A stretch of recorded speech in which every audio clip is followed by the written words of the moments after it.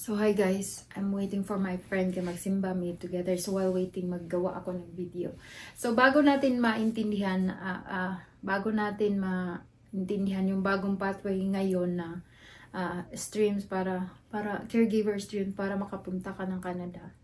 Merong mga naunang program. So yung program ko na entry ko dito year 2019 June binuksan. 5-year program siya, nag-end siya June then 2024. So 2019, 2020, 21, 22, 23, 24. So it's a 5-year program. Yun yung HCCP, yun yung program of entry ko.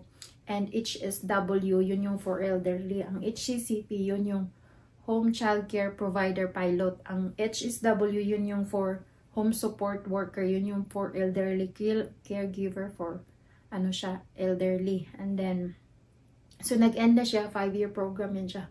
Before yung program ko, June meron ding mga nauna pang programs. So, after nung nag-start yung program ko, June 20, 2019, merong program na Caring for Children program. Nag-end siya June 18, 2019.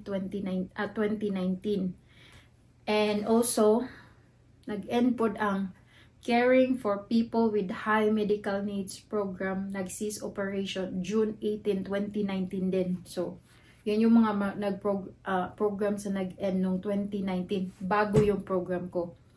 And also, meron 3 interim pathway for caregivers at temporary pathway that ended October 8, 2019.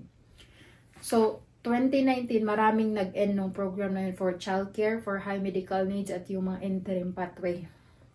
And then, before 2019 na program, meron ding 2024 LIP, at 2014 rather, nag-end LIP, Live-in Caregiver program naman yun.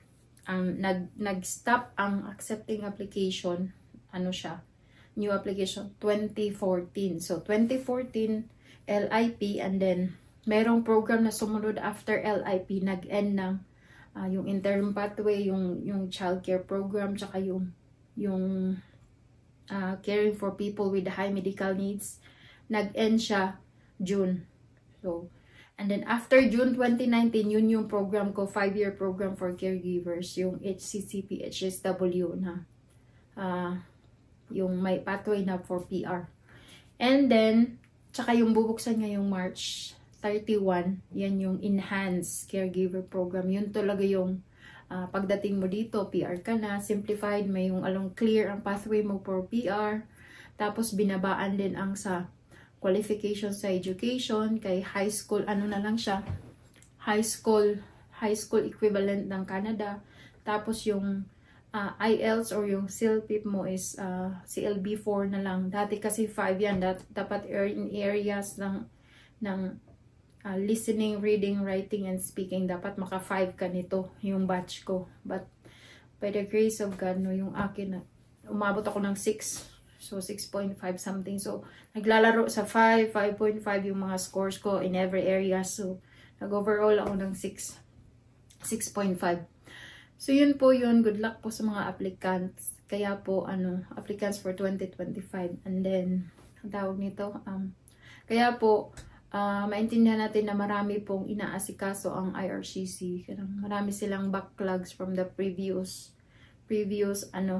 programs na open na binubuksan ng Canada. But as of this year, hopefully and then we're waiting for the news. So good luck po, and may God bless you sa application niyo po.